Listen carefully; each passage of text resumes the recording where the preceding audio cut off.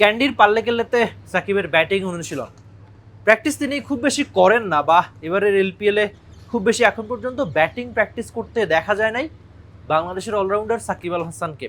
তবে অবশেষে খানিকটা ব্যাটিং প্র্যাকটিস করেছেন এই পাল্লে কেল্লেতে। কেন সাকিব আল হাসান ব্যাটিং প্র্যাকটিস করবেন বা করা উচিত? বয়সটা 39 হয়ে গেছে, তবে ব্যাটে একদমই বড় রান নাই তার।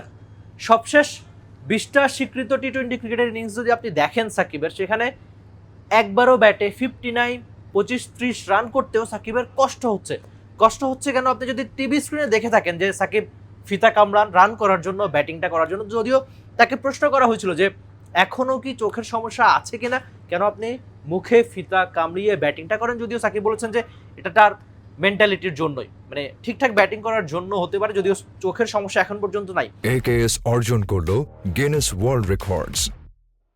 AKS এখন ব্যাটিং প্র্যাকটিসে আসা যাক।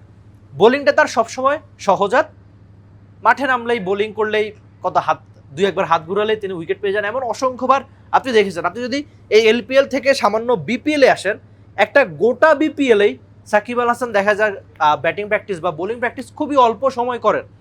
একটা বিপিএলের কথা মনে করতে পারি, চট্টগ্রাম সিলেট পর্ব শেষ হয়ে যায়, কিন্তু সাকিব আল হাসানকে ব্যাটিং প্র্যাকটিস করতে দেখা যায় না। অবশ্য শ্রীলঙ্কায় এর আগে ডাম্বুলাতে একদিন নকিং করেছিলেন, আর বোলিংটা সবসময় ম্যাচের আগে বল হাতে নিয়ে উইকেটের কাছাকাছি গিয়ে সামান্য প্র্যাকটিস করে থাকেন। আজকে অবশ্য এই পাল্লে কেল্লেতে খুব অল্প সময়, সেটা 12 থেকে 15 মিনিটের মতো তিনি ব্যাটিং প্র্যাকটিস করেছেন।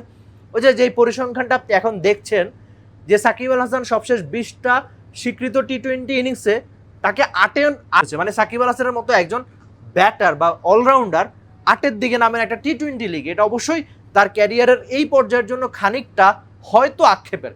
মানে সাকিব আল হাসানের মতো আপনি কি আশা করবেন, যার নামের সঙ্গে 450-এর মতো টি-20 ম্যাচ, 7000-এর মতো রান করেছেন অনেকটা আগে, তিনি তো উপরের দিকে ব্যাট করেন, বা বাংলাদেশের বিপিএল বা ইনফ্যাক্ট বাংলাদেশ জাতীয় দলের হয়ে অনেকটা উপরে ব্যাট করেন, 3-এ 4-এ, বা যে কোনো টি-20 লিগেও আপনি সাকিবকে হয়তো 4-এ 5-এ 6-এ দেখে অভ্যস্ত। কিন্তু সবশেষ 20টা স্বীকৃত টি-20 ইনিংসে তাকে ব্যাট করতেও হয়নি অনেকবার, মানে দলের বাকিরা তার চেয়ে ভালো ব্যাটার বলে তারা আগে নেমেছেন। 8-এ সাকিবকে দেখতে পাওয়া বা কখনো না ব্যাটিং করতে নামা, সব মিলিয়ে তার ব্যাটিংটা একদমই ভালো যাচ্ছে না। সেটা ওই 20টা স্বীকৃত টি-20 ইনিংসে মাত্র একটা 50ও না করতে পারা, তাই বলে। তো অবশেষে সাকিব আল হাসান ব্যাটিংটা নিয়ে খানিকটা সিরিয়াস হয়েছেন এই শ্রীলঙ্কার এলপিএলে। দেখা যাক 39 বছর বয়সী সাকিব আল হাসান, বোলিংটা তো তিনি সবসময় ভালোই করেন, ব্যাটিংটা কেমন রাঙান। আর বোলিংয়ের প্রসঙ্গে একটুখানি বলতে চাই, এবারে এলপিএলে এসেই কলম্বোতে তিনি খুব ভালো বোলিংটা করছেন। খুব সম্ভবত এখন পর্যন্ত সাকিবই একমাত্র বিদেশি যার নামের সঙ্গে মেডেন ওভার রয়েছে এই এলপিএলে। ইকোনমিটাও খুব ভালো, যদিও সবশেষ ম্যাচে তার ইকোনমি ছিল 9-এর মতো, কিন্তু বোলিংটাও যে বারবার বলি সহজাত, তিনি হয়তো বোলিংটা দিয়ে আরেকবার কামব্যাক করবেন। কিন্তু ব্যাটিং প্র্যাকটিসে এই সিরিয়াস থাকা সাকিব নিশ্চয়ই ব্যাটিংয়েও বড় ইনিংস খেলতেই চাইবেন। দেখা যাক অলরাউন্ডার সাকিব কতখানি অলরাউন্ড পারফরমেন্স করেন এই পাল্লে কেল্লেতে। Rifat Emil, T Sports, candy, Sri Lanka.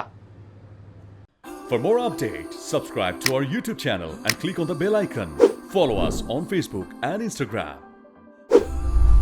Download T-Sports app to enjoy exciting games and highlights. Visit tsports.com.